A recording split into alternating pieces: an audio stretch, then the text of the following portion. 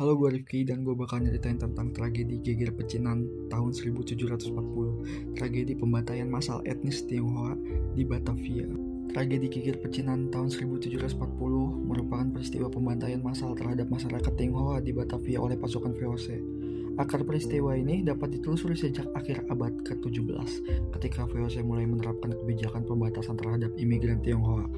Pada tahun 1690-an, VOC mengalami kesulitan ekonomi dan melihat komunitas Tionghoa sebagai sumber pendapatan melalui pajak dan berbagai bentuk pemerasan.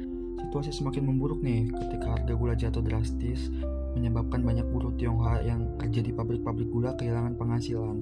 Kebijakan VOC semakin menekan komunitas Tionghoa, di antaranya larangan tinggal di Batavia tanpa izin resmi dan deportasi terhadap mereka yang dianggap ilegal.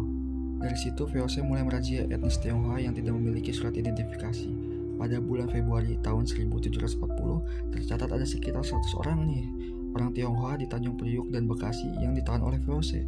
Razia yang dilakukan oleh VOC tersebut membuat orang-orang Tionghoa merasa resah dan mereka pun mulai mempersenjatai diri. Mengetahui hal itu, VOC tentu tidak tinggal diam. Pada tanggal 9 Oktober 1740, VOC melakukan pembalasan dengan cara menangkap banyak orang Tionghoa yang bermukim di Batavia. Rumah-rumah orang Tionghoa digeledah, harta benda mereka dirampas, dan banyak dari mereka yang mendapat perlakuan kasar. Puncaknya terjadi pada tanggal 10 Oktober 1740 ketika Adrian Falkener selaku Gubernur Jenderal Hindia Belanda pada saat itu memerintahkan untuk membantai semua orang Tionghoa yang tersisa di Batavia. Ini yang di atas ini foto doi ya. Itu Gubernur Jenderal Hindia Belandanya. Terus yang bikin seremnya itu mayat-mayat korban kemudian dibuang ke sebuah sungai yang bernama Kali Angke.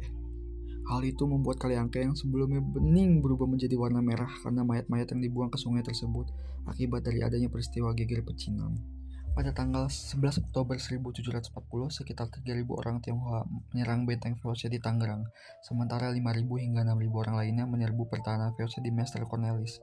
Kapten Sepanjang dan pasukannya berniat melarikan diri ke Banten, tapi ditolak oleh Sultan Haji yang merupakan sekutu VOC. Dampak Geger Pecinan ini tidak hanya terbatas pada perang gerilya yang berkepanjangan tapi juga mempengaruhi perubahan politik di Mataram. Salah satu akibat jangka panjangnya adalah perpindahan pusat pemerintahan Mataram dari Kartasura ke Desa Solo.